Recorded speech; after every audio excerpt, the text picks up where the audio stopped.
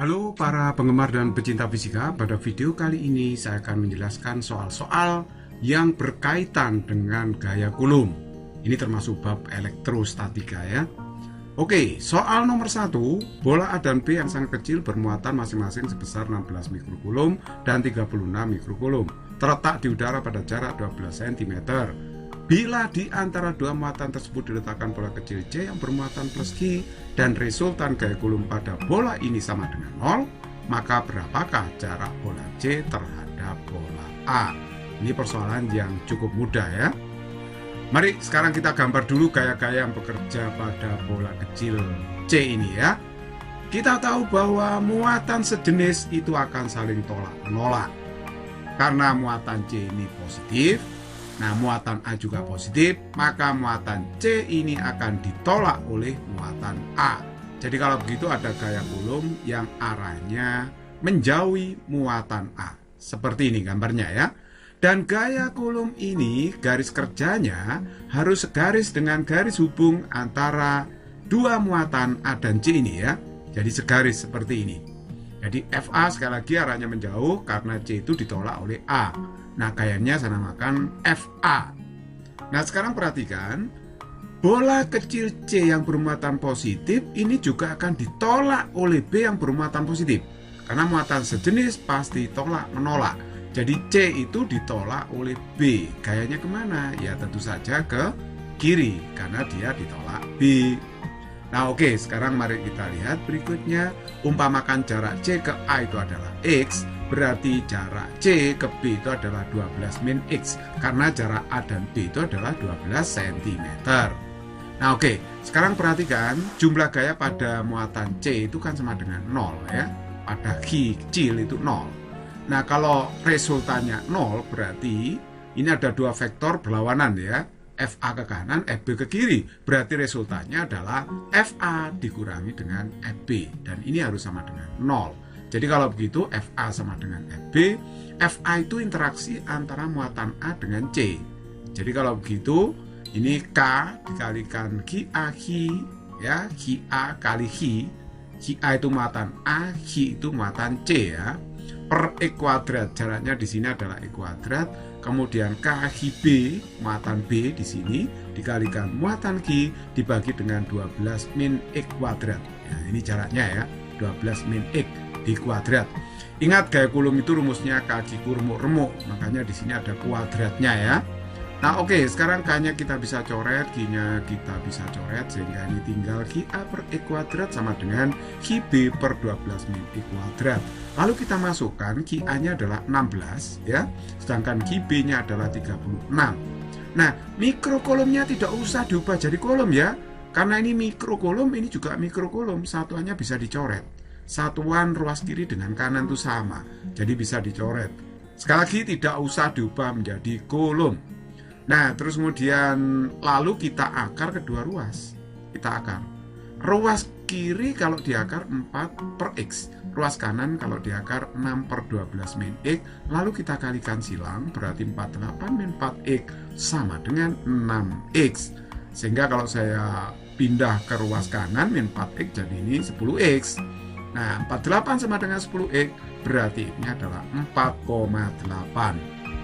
Oke, soal nomor 2. Bola A dan B yang sangat kecil bermuatan masing-masing sebesar min 36 mikrocoulomb dan plus 16 mikrocoulomb terletak di udara pada jarak 10 cm. Di manakah diletakkan bola kecil C yang bermuatan positif agar resultan gaya Coulomb padanya sama dengan 0. Perhatikan muatan A dan B ini muatan yang tidak sejenis. Jika jumlah gaya atau resultan gaya pada bola kecil C itu 0, maka bola kecil C itu harus diletakkan di luar kedua muatan, tetapi di dekat nilai mutlak muatan yang lebih kecil. Nah kalau kita lihat nilai mutlak muatan A 36, sedangkan B itu 16 ya. Jadi kalau begitu 16 itu lebih kecil dari 36. Oleh sebab itu, muatan bola kecil C ini harus diletakkan di dekatnya B ya. Jadi di sebelah kanannya B, bukan sebelah kirinya A. Sekali lagi, karena yang diminta adalah resultan gaya Coulomb pada C itu 0. Logikanya dia harus terletak di dekat muatan yang nilai mutlaknya lebih kecil. Oke, nah sekarang mari kita lihat di sini positif ketemu positif itu akan ditolak, jadi muatan B akan menolak C, sedangkan A akan menarik C. Jadi lihatlah A ini menarik C, plus ketemu min ditarik ya. Jadi gaya kulumnya menuju A.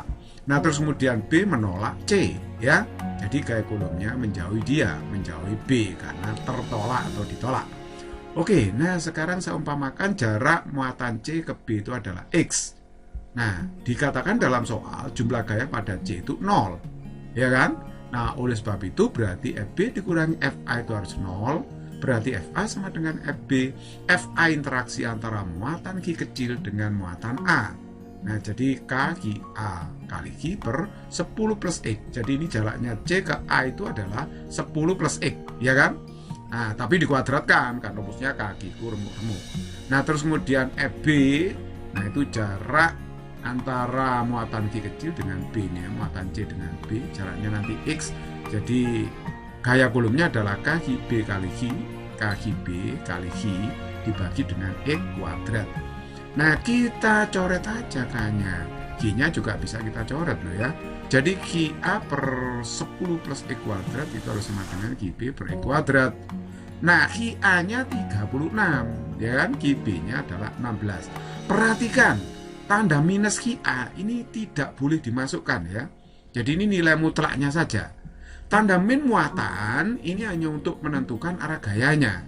Saya tahu arah gaya FA itu ke kiri karena muatan A itu negatif. Coba kalau nggak diketahui jenis muatannya, ya nggak diketahui arah gayanya gitu ya. Jadi sekali lagi tanda minus harus dilepas atau dibuang karena tanda min itu hanya untuk menunjukkan arah gaya kulumnya nanti ya. Oke, jadi kalau begitu ini 36 sudah saya masukkan nilai mutlaknya. Dibagi dengan 10 plus X kuadrat sama dengan 16 per X kuadrat. Lalu kita akar kedua ruas. Akar ruas kiri 6 per 10 plus X. Akar ruas kanan 4 per X. Nah jadi ini 6X sama dengan 40 plus 4X. Berarti ini 2X sama dengan 40. Berarti X-nya ketemu 20 cm. Itulah jarak muatan C terhadap muatan B agar resultan gaya pada C itu sama dengan 0. Nomor 3. Ada 3 bola kecil A, B, dan C. Masing-masing diberi muatan seperti tampak pada gambar. Berapakah resultan gaya kulum pada bola kecil C? Nah ini ya, bola kecil C ini ya.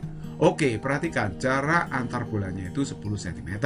Muatan A plus 4 mikrokulum, muatan B min 4 mikrokulum. Sama nilainya, tetapi tandanya berbeda. Sedangkan muatan C itu 1 mikrokulum. Nah kita jawab ya, kita gambar dulu gaya-gaya pada muatan C. Kenapa? Karena yang ditanyakan resultan gaya pada muatan C. Jadi kita cukup menggambar gaya-gaya pada muatan C saja. Nah muatan C itu ditolak oleh muatan A karena sejenis ini ya, tolak menolak, jadi gayanya menjauh seperti ini. Saya beri nama FCA, gaya kulum pada C karena tolakan A. Nah terus kemudian muatan C itu ditarik oleh B ya, karena positif ini negatif, jadi ditarik. Jadi saya beri nama FCB, gaya pada C karena ditarik oleh B. Nah sekarang berarti kalau ini segitiga sama sisi, sudutnya berarti kan 60 ya. Kalau ini 60 karena ini pelurusnya berarti sebelahnya 120 derajat. Nah sekarang kita hitung FCA yang sama dengan FCB ini. Loh kok sama ya? Kenapa FCA sama dengan FCB? Lihatlah bahwa muatan yang dikalikan QB dengan QC 4 kali 1. QA kali QC 4 kali 1. Muatan yang dikalikan itu sama.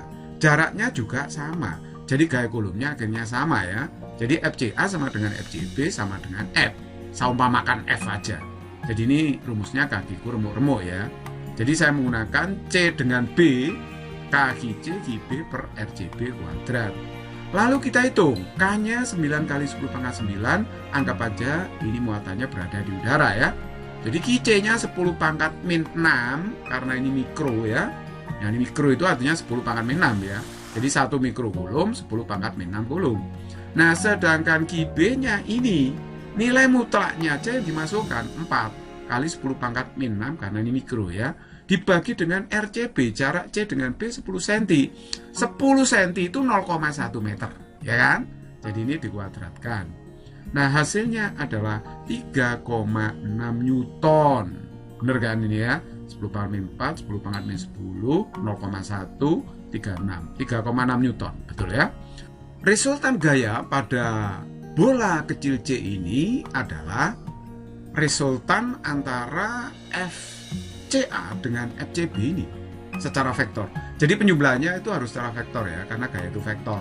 Jadi penjumlahannya bukan secara aljabar, tapi secara vektor. Kalau dua vektor membentuk sudut, resultannya kan ini. Akar FCA kuadrat plus FCB kuadrat plus 2 FCA FCB kali cos 120 derajat. Kalau Anda belum mengerti teori vektor, silakan lihat video saya yang membahas mengenai vektor. Oke, jadi kalau begitu sekarang perhatikan baik-baik di sini. FCA sama dengan FCB sama dengan F. Saya masukkan F di sini ya. FCA F, FCB F, FCA F, ini FCB F. Jadi ini F kuadrat plus F kuadrat plus 2F kuadrat. Cos 120 itu min setengah. Jadi min setengah dikalikan 2F kuadrat. Ini min F kuadrat. Jadi ini min F kuadrat ya. Ini F kuadrat min F kuadrat habis. Tinggal akar F kuadrat. Berarti gaya resultannya sama dengan F itu sendiri. Lah F-nya tadi berapa? F-nya kan ini sudah kita hitung.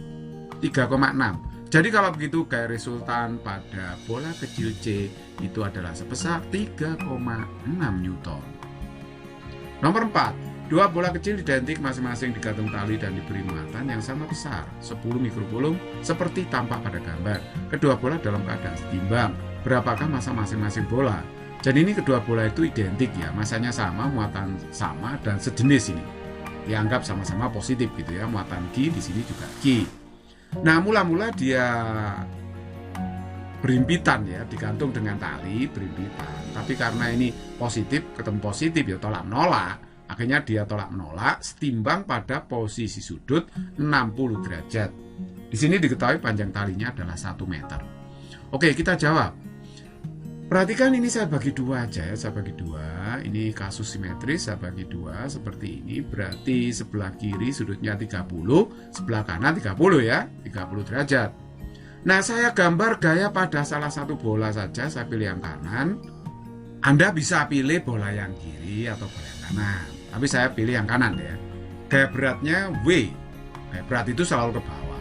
Nah, ini tolak menolak kan, jadi gaya kulumnya saling menjauh. Di bola kiri itu ke kiri, di bola kanan itu ke kanan. Nah, terus kemudian di sini ada tegangan tali, arahnya miring ke atas kalau dilihat dari bolanya ini. Nah, sekarang perhatikan, saya tarik garis lurus seperti ini. Kalau ini sudutnya 30, maka di sini juga 30 kan, sama 30 derajat. Ini kan sudut sehadap ya. Oke, perhatikan baik-baik, saya tidak menggunakan cara analitis untuk menyelesaikan soal ini. Paling gampang soal ini diselesaikan dengan teori vektor siklis. Jadi ingat, vektor itu bisa dipindah. Bisa dipindah asalkan tidak merubah besar dan arah. Jadi misalnya kita memindahkan W, besarnya segini, arahnya ke bawah. Pindah F, ya besarnya segini, arahnya ke kanan. Sedangkan T miring, gitu kan ya. Coba lihat. Nah, saya pindahkan dulu W-nya ke sini. Lihatlah, besarnya sama ini. Arahnya juga ke bawah, sama kan. F-nya ini, nah pangkalnya saya letakkan di ujung W. Saya geser ke sini, seret, begitu. Nah, ini lihat, pangkal F saya letakkan di ujung W. Nah, sedangkan T itu yang miring itu kan. Nah, yang miring, lihatlah saya geser ke situ aja.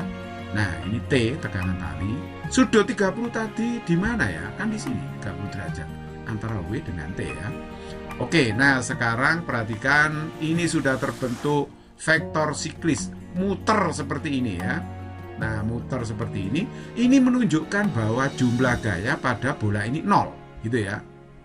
Nah, sekarang saya menggunakan tan 30 untuk menentukan ininya, massa masing-masing bola ya. Ini masanya M, yang ini kan juga M nanti. Beratnya dicari dulu baru ketemu massanya. Tan 30 itu E per W. Kenapa kok pakai tan? Ya karena saya mau menghubungkan gaya kulum dengan berat. Kan berat ini ditanyakan. Kalau beratnya tahu, masanya tahu. Sedangkan gaya kulum ini bisa dihitung karena muatannya tahu. Kalau tegangan tali ya nggak tahu, ya kan? Misalnya Anda pakai cos 30 W per T. Loh, nah T-nya nggak tahu, berarti W-nya nggak bisa dihitung. Kalau pakai sin 30, ya berarti E per T dong. Nah, E per T padahal yang ditanyakan W-nya. Kan yang ditanyakan masanya, nggak nyambung jadinya. Jadi ini harus pakai tan. Jadi tan 30 sama dengan E per W. Nah, F-nya saya uraikan ya, kakiku remuk-remuk, kaki kuadrat per R kuadrat, kali ini G, muatannya ini juga G. Kaki kuadrat per R kuadrat, W-nya saya urai menjadi M kali G.